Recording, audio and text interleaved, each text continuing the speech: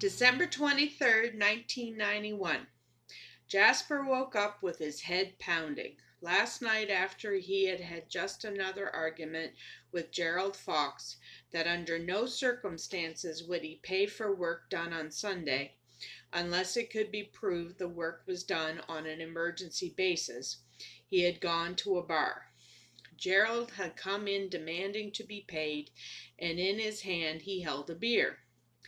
Gerald had an extra one in his other hand, and he offered it to Jasper.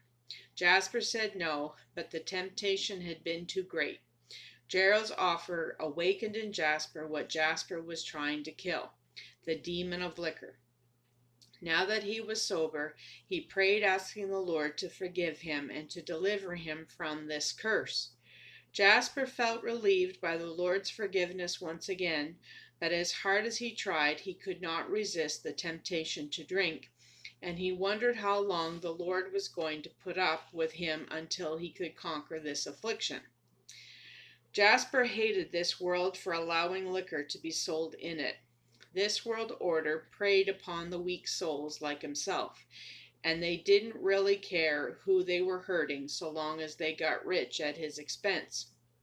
Oh, there were organizations that claimed they could help people like him, but they were no good. They didn't petition governments to stop the sale of liquor altogether. So people like him wouldn't have to feel like outcasts of society.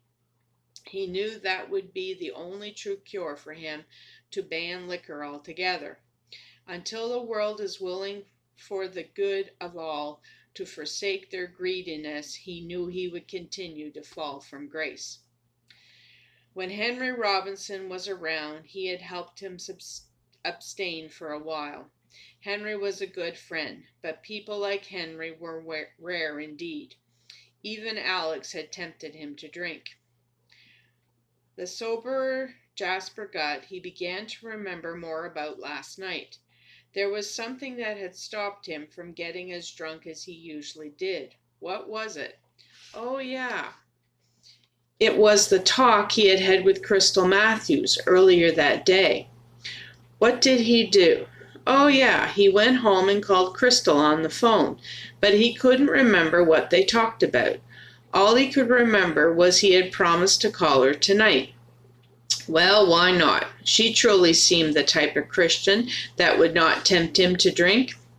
Jasper heard his employees come in, so he knew it was time to face another day. Good morning, Whitney. What's good about it? You seem more bubbly than normal. Did Santa Claus come early for you this year? Crystal had spent the morning finally convincing herself that last night really happened, so she joyfully acknowledged.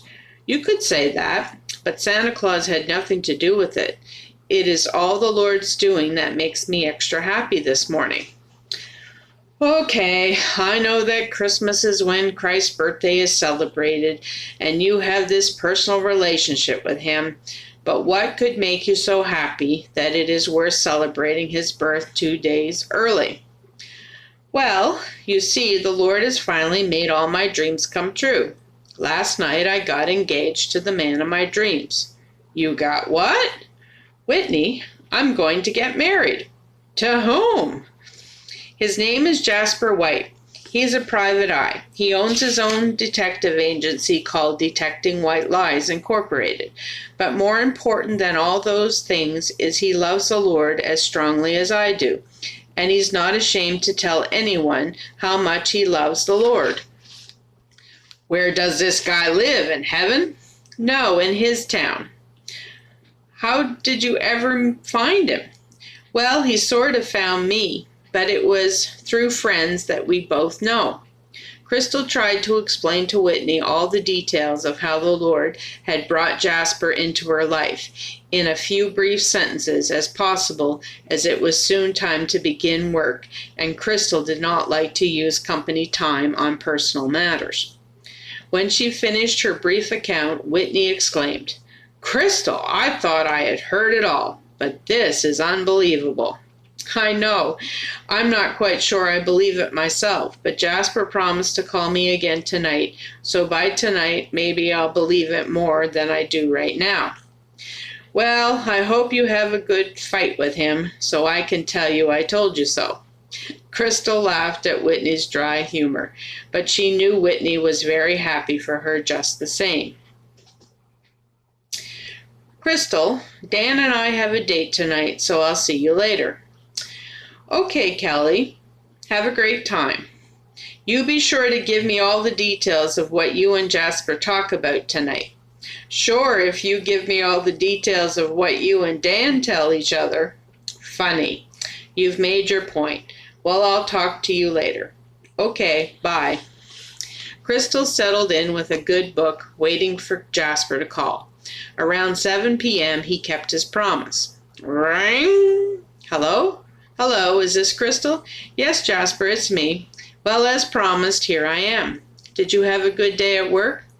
It was okay. The highlight of my day was bumping into an old friend of mine I had not seen in years. She wanted to get caught up since she last saw me, but we didn't have the time right then, so I suggested we do it over dinner sometime.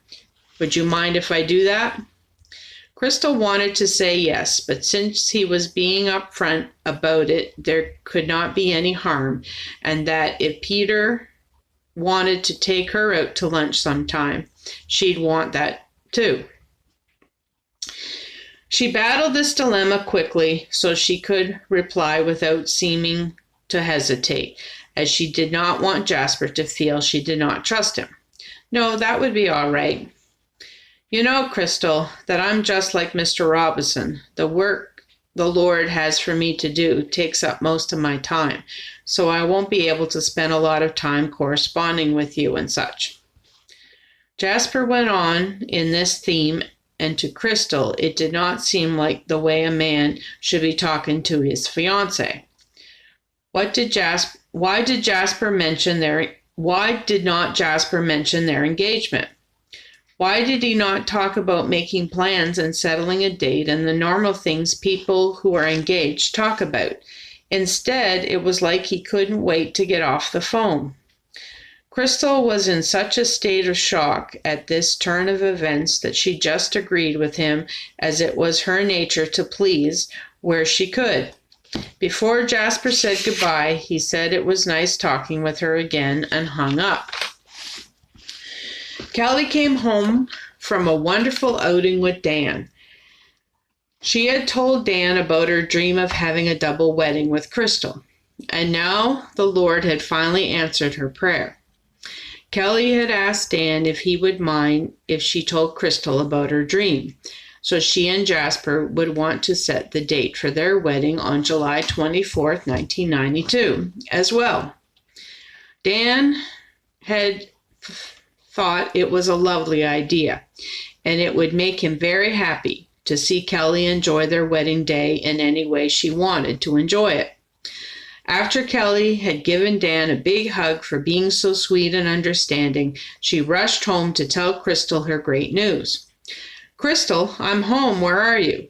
The silence made Kelly think Crystal had gone to bed, so she went to Crystal's room.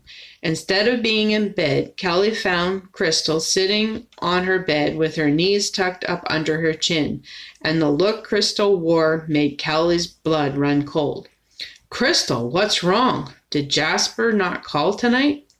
Crystal had not noticed that Kelly had come home, but upon hearing Kelly's question, the shock of what she had been through that night finally broke into reality, and Crystal broke into uncontrollable sobs that shook her whole being. Kelly had never seen her sister in such a state. It took a lot to make her sister cry, and all kinds of scenarios ran through Kelly's head as to what could make Crystal act in such a manner. The only thing that made sense of all the scenarios that ran through Kelly's mind was Jasper was dead. He might have gotten killed on the job somehow. Kelly had to find out what was going on, but she was not quite sure how to get Crystal to stop crying. Crystal, please tell me how to help you. What's wrong? Has Jasper been killed? No, he's very much alive. Then what's wrong? Did you two have a fight? I don't know exactly what's wrong. I'm so confused. Confused? Confused about what? I don't think I'm engaged anymore, but I don't know for sure.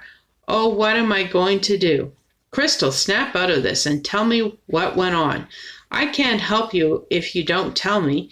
What did Jasper say to you tonight that has thrown you into this basket of emotions? Crystal did her best to explain to Kelly what had happened between Jasper and herself. But the more Crystal tried to explain, the more confused Kelly became trying to sort out the disjointed sentences Crystal was throwing at her. So Kelly eventually gave up trying to find out what went on, hoping tomorrow, when Crystal had had a good night's rest, Crystal would make it easier for Kelly to find out what the lovers' quarrel was that had passed between Jasper and Crystal.